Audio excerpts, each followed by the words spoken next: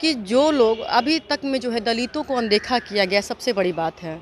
उसके बाद क्या है कि गरीबों की जो भी पार्टियां हैं, मतलब छोटी पार्टियां हैं, उनको छोटी पार्टी और दुकान के नाम से संबोधित करने लग गए हैं। हमारे बिहार में बेरोजगार की कमी नहीं है और फिर भी बाहर के राज्यों में हम नौकरियां बांट रहे हैं। तो वो क्यों की जा रही है?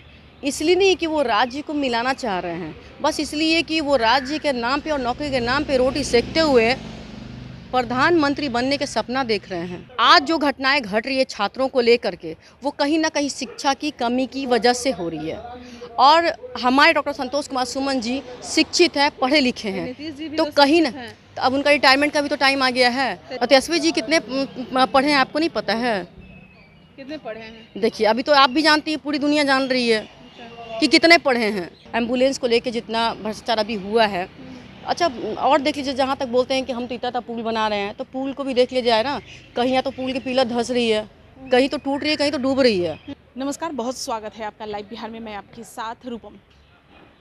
देखिए, चुनाव से पहले जिस तरह से छोटी छोटी पार्टियों को बीजेपी अपने तरफ मिलाने की कोशिश कर रही है, उनकी जो कवायद शुरू हो गई है कि जो भी पार्टियां हैं उन्हें अपने में मिलाएं, जदयू के कई लोग हैं उन्हें अपने में मिलाएं। और ऐसा देखा भी गया कि भाई जदयू के अच्छे अच्छे लोग, जाने माने जो नेता हैं, वो अब बीजेपी के सपोर्ट में खड़े हैं।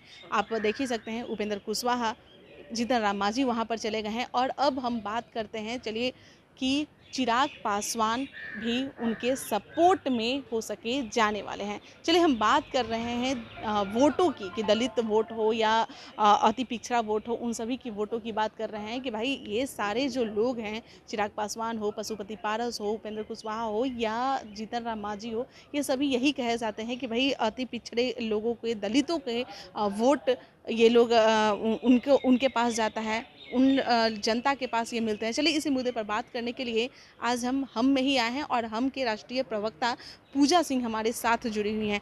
पूजा जी, अभी जिस तरह से चुनाव का माहौल चल रहा है और समीकरण टूट रहा है, बन रहा है, आप लोग भी इधर से अब जदयू से छोड़कर अब बीजेपी का दामन पकड़ लिए हैं। तो मुझे ये बताइए कि ये जो लोग हैं, आप सभी लोग हैं जो दलितों के कहे जाते हैं कि भाई हम लोग नेता हैं, दलितों के बारे में सोचते हैं, तो ये अलग अलग जो कुनबे हैं, पशुपति पारस हो, आप लोग हों और चिराग पासवान हो, तो कैसे इससे बीजेपी को फ़ायदा होगा? देखिए, बीजेपी का फ़ायदा तो मतलब होने का कोई ये मतलब बहुत बड़ा इशू नहीं है।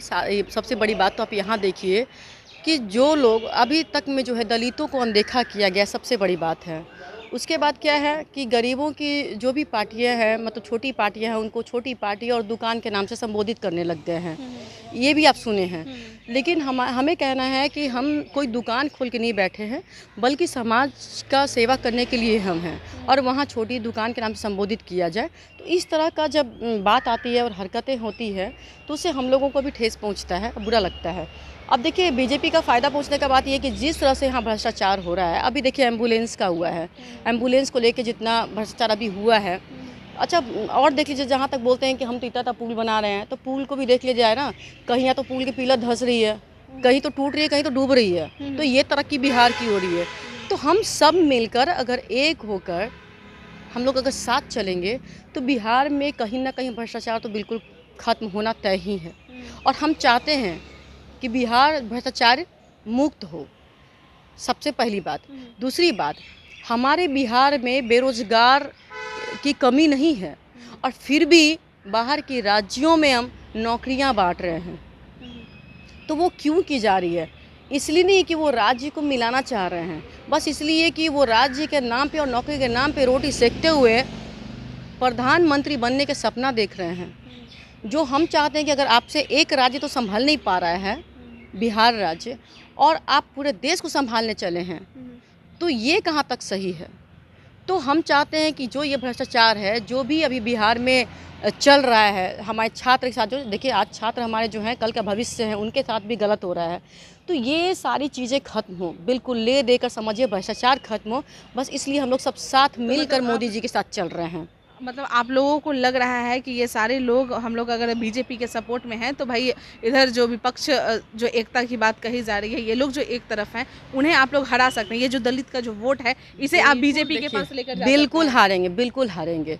देखिए कहते हैं ना कि बीजेपी की बात अगर कह दी जाए तो मोदी जी देश विदेश घूम रहे हैं, तो वो इसलिए कि और देशों से संबंध बढ़िया हो। अच्छा। कुछ लोग तो आए थे विदेश से, याद होगा आपको, और वो लूट कर ले गया।